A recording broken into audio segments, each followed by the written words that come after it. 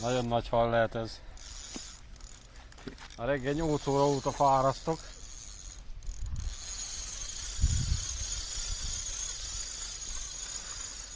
Nem akar kijjebb jönni, mindig ott azon az egy helyen van. Amúr?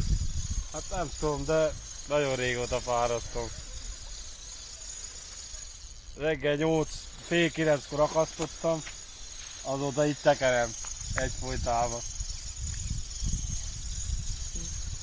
De most már néha kijjebb jön, néha beljebb, úszkál.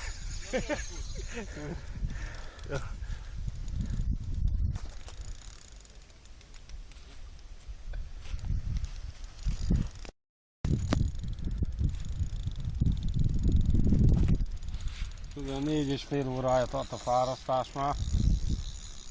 Hát ez egy nagyon nagy hal lesz. Szerintem ez tórekord. Életem hal lesz. Nézd, ahogy húzom, úgy megy el.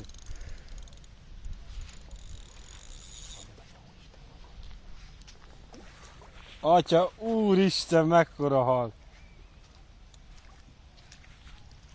Nem,